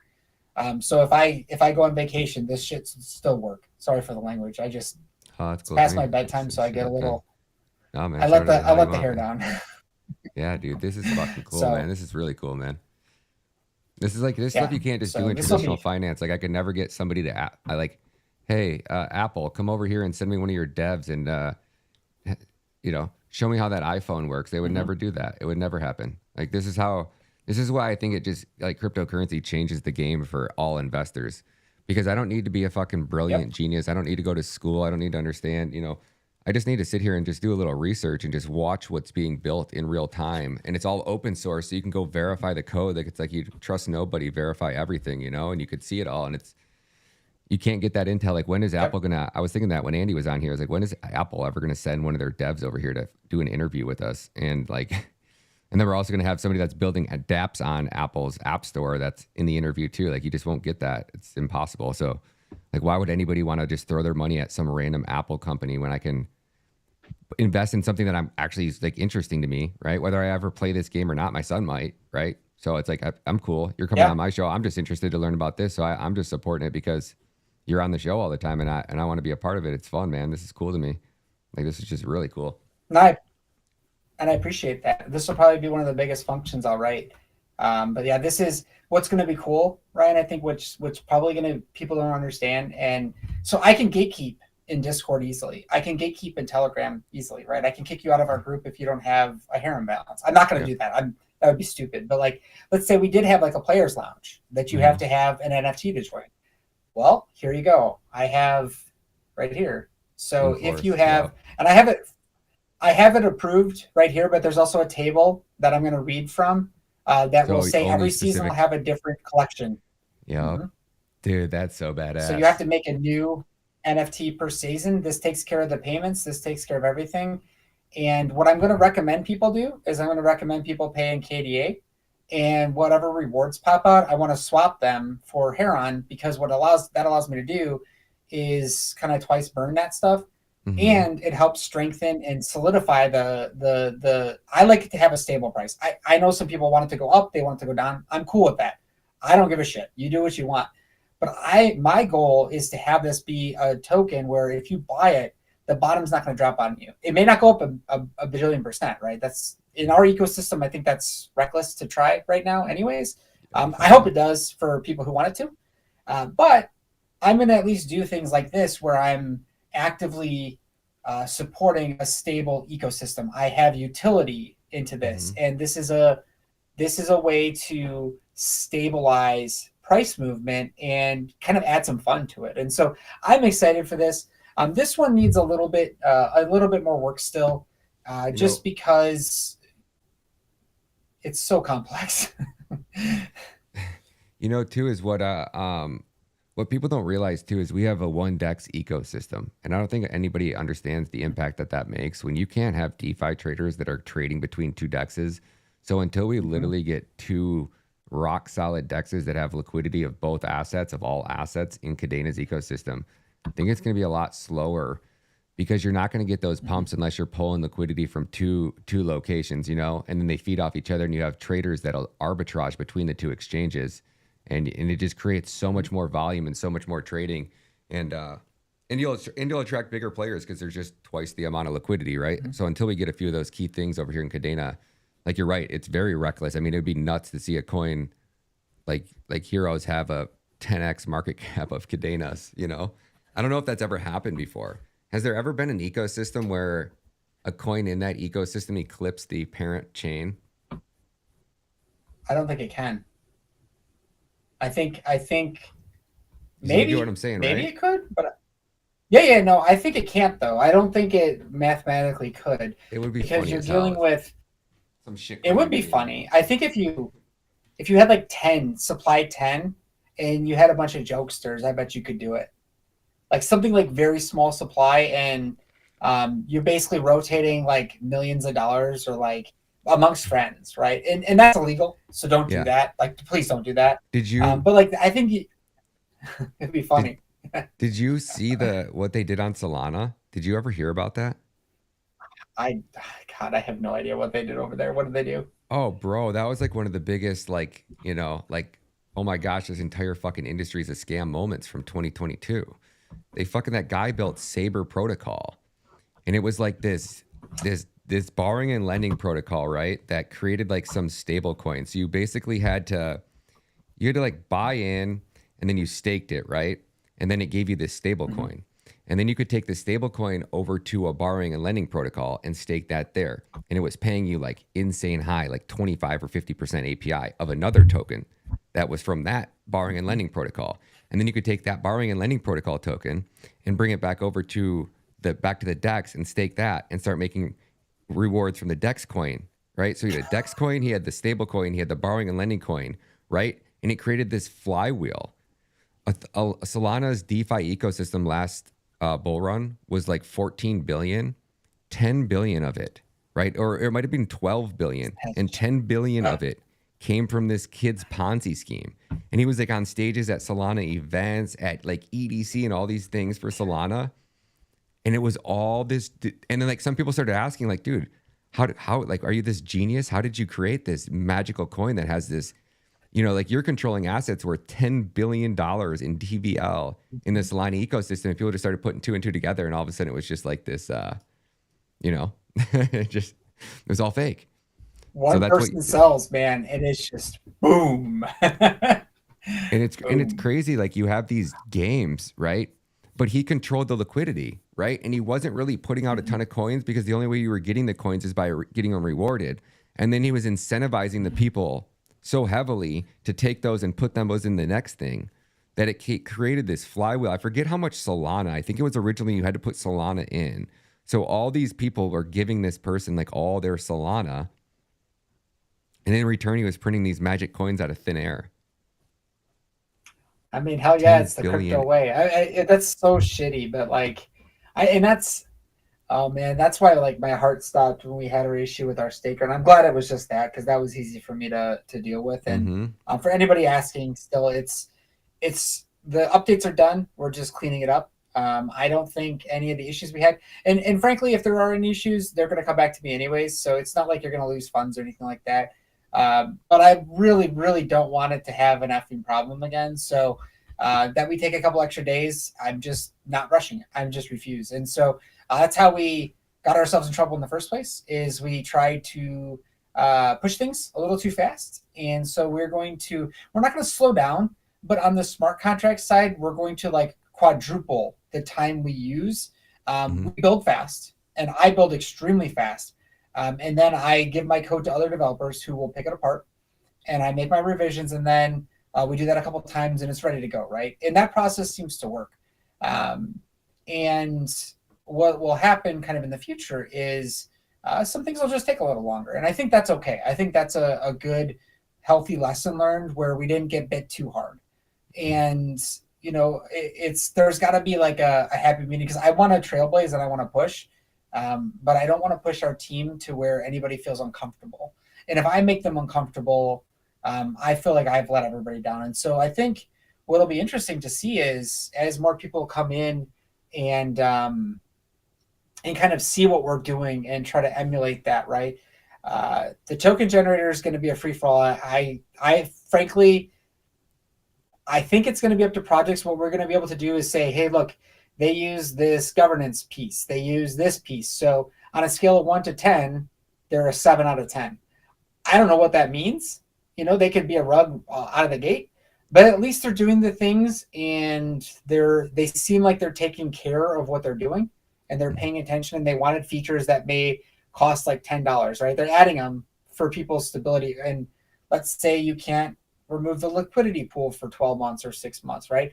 I would rather invest in that than and I know the MAGA guys, for example. I don't know who's behind that one, and I love the account that I can't remember his name. He always tags me, and he's funny because he trolls too, and I like it. I love that stuff. You can troll me all day long. I don't care. Just don't be shitty to me. Like you can funny, and you can mess with me all day long. I'll engage with that. It's funny to me. But if you be shitty with me, I don't block people, but I just stop. You know, it's not worth my time. But like it's fun, and I thought, you know, you troll me, I'll troll people back. So, you know, I looked at them and I'm like, I don't know, like to a wallet, and then I sent all my stuff to like legitimate contracts, and my contract got fucking drained. So, you know, maybe there's something to be said there, and a lesson learned. And they've done what I think they said they were going to do. So, you know, let bygones be bygones, and if they're if they're successful, I've always said, if you do things right, I'm not the kind of person who's like, oh, I'm going to knock a project down because they compete with me. I don't give a shit about that. Like, come at me, let's try to grow this thing together, and competition is healthy. Right. And so I think all these things together, I'm just a long way of saying, I probably passed my bedtime, but, I've had a lot of fun on here, and yeah. Next Thursday it is, my friend. Thanks for coming on, bro. Appreciate it, man. This is a great show, man. Learned a lot, and can't wait to have you back on next week. No, I won't be on next week. I'll tell you why. But I should be back on after that. So I'll send you a note. Sweet. With some personal stuff, but I don't want to announce that over here. Yeah, you got it, brother. All right, sounds good. Well, we'll see you back as soon as you can come back, man. And you're welcome anytime. And God bless you, man. Thanks for coming on. Thanks, everybody. Thanks, Ryan. It's always a pleasure. Catch you guys later, folks. Thank you guys so much for stopping by the show. Greatly appreciate it. If you guys could just do us a huge favor, smash that like button on the way out this show. It lets everybody know that you guys are enjoying this content. And we will see you same place, same time. Actually, I'll see you guys tomorrow morning at 10 a.m. on the Ryan Matta Show. God bless you guys. Run.